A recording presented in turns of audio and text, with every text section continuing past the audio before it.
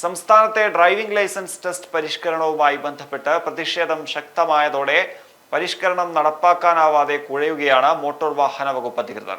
Driving school സംഘടനകളുടെ നേതൃത്വത്തിൽ വലിയ പ്രതിഷേധമാണ് ഇന്നലെയും ഇന്നും നടന്നത്. പയ്യന്നൂരിൽ all Kerala motor driving school instructors and workers അസോസിയേഷന്റെ നേതൃത്വത്തിലാണ് പ്രതിഷേധ സമരം നടത്തിയത്. സമരത്തിൽ പയ്യന്നൂർ താലൂക്കിലെ 100ഓളം പ്രതിനിധികൾ പങ്കെടുത്തു.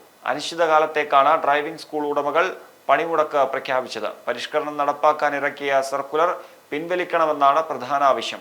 കേരളത്തിൽ പ്രത്യേകിച്ച് ജനങ്ങളോട് ഉത്തരവാദിത്തമുള്ള ഒരു ഇടതുപക്ഷ ജനാധിപത്യ മുന്നണി സർക്കാർ ഭരിക്കുന്ന ഘട്ടത്തിൽ പ്രത്യേകിച്ച് തൊഴിലാളികളോടും കേരളത്തിൽ ജീവിക്കുന്ന ജനങ്ങളോടും കമ്മിറ്റ്മെന്റ് ഉണ്ട് എന്ന് വിശ്വസിക്കുന്ന ഒരു സംസ്ഥാന സർക്കാർ ഭരിക്കുന്ന ഘട്ടത്തിൽ ആ മന്ത്രിസഭയുടെ സ്പിരിറ്റോട് കൂടിയാണോ പുതുതായി വന്നിട്ടുള്ള നമ്മുടെ ബഹുമാന്യനായ മന്ത്രി ഈ ബഹുരാഷ്ട്ര കുത്തകകളെയും അതുപോലെ കോർപ്പറേറ്റുകളെയും സഹായിക്കാൻ വേണ്ടി അവരുടെ ഡ്രൈവിംഗ് സ്കൂളുകൾ വരാൻ വേണ്ടി ഇങ്ങനെ ഒരു പണി ചെയ്യുന്നതെന്ന് നമ്മൾ സംശയിച്ചു പോവുകയാണ്.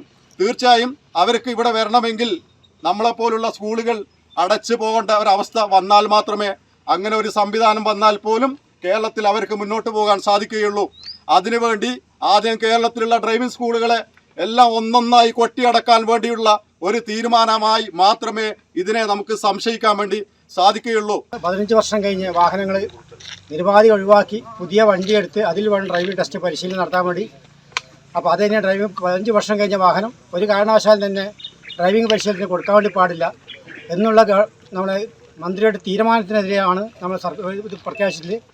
സർക്കുലർ പ്രകാരമില്ല ആ നിയമത്തിനെതിരെ ആ സർക്കുലർ പിൻവലിക്കും വരെ സമരം പ്രഖ്യാപിച്ചിട്ടാണ് നമ്മളിപ്പോൾ ഇന്ന് ഈ നിൽക്കുന്ന ഓരോ സ്ഥലത്തും കേരളത്തിലാണ്. പയ്യന്നൂരിൽ നടന്ന പ്രതിഷേധ സമരത്തിന് സംഘടനയുടെ Payyanur unit secretary Manaikkal Ubaid, president Rajeevan V, treasurer Raveendran KP എന്നിവർ നേതൃത്വം നൽകി. Global lab medical laboratory, Pazhayangadi.